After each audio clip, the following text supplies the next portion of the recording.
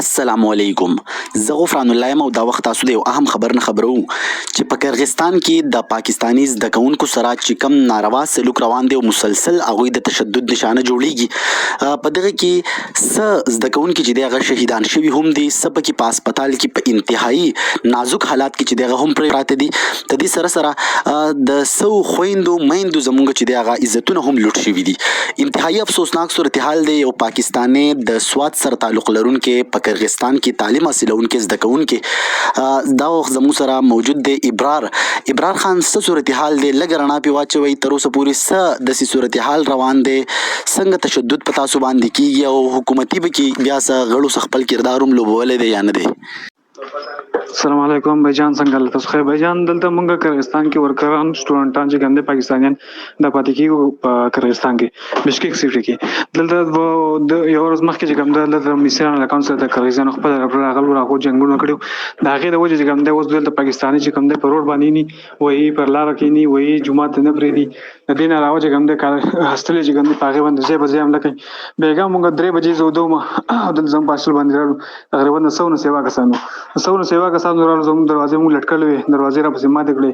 د هغو سره سیخانو باندې په ډنډو باندې د هغې نه علاوه چې کوم د پیپونو سره په هغې باندې بس دې ته نه دی کتل چې کوم ځای وال دی، دې ته نه دی کتل دا مسلمان دی کافر داسې وال دي چې مرلی وال دي.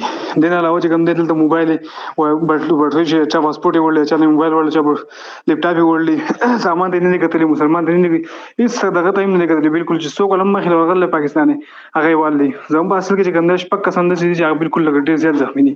4 کسان هغه کې داسې دي چې هغه په هسپتال کې پراته دي، تر اوسه پورې لا بېهوشي دي.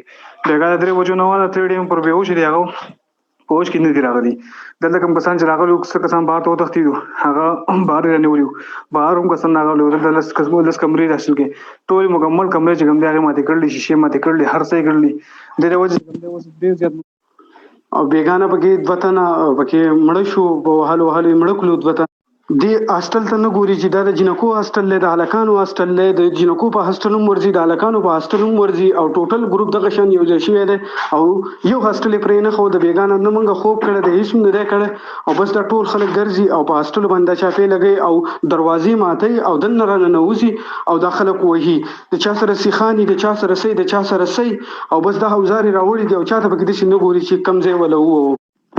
خبره دا دلته پاکستان سفارخانه چې کوم ده د هغې سره مونږ کانټیکټ وکړو. بېګا نه مونږ د هغې سره لږ یو کانټیکټ کوو. هغه مونږ ته وایي چې یاره تاسو هم بهر ته راوځئ. یو اول دا خبره وکړه. بیا دویم چې کله مونږ کانټیکټ وکړو هغه موبایل یې بندې کړئ.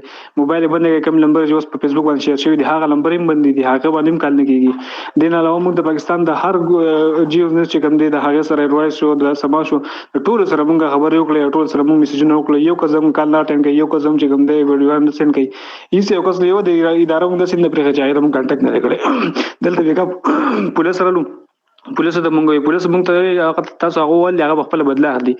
دا خو نه دلته قانون شته نه بل څه شته. پاکستاني سټوډنټان چې کوم دي جنکۍ د هغو چې کوم دی هغه عزت چې کوم دی هغه لوټ کړلی. دلته سټوډنټان چې کوم دی هغه یې بېعزته کړلي. نو کم از کم دې لپاره څه سره اقدام پکار. دلته زه په نیوز باندې چلېږي چې 4 کسان چې کوم دی هسې لږ غونډه کې زخمي، 4 کسان زخمیان نه دي. زما سره په خوا کې کمره چې کوم ده د هغې یو کس چې کوم دی داسې ویل چې بېګا هغه په هوش کې نه دی راغلی. صحیح ده، ډیره مننه ستاسو د تفصیل راکولو. دغه دعا مو ده چې الله تعالی په تاسو باندې دغه سخت چې دی هغه اسانه کړي او د دې سره سره حکومتي چارواکو له هم خپل کردار ادا کول پکار دي چې دغه زده کوونکي دغه ژوند چې دی د نور خطرونه راوځي او د دوی دغه ژوند چې دی هغه محفوظ شي.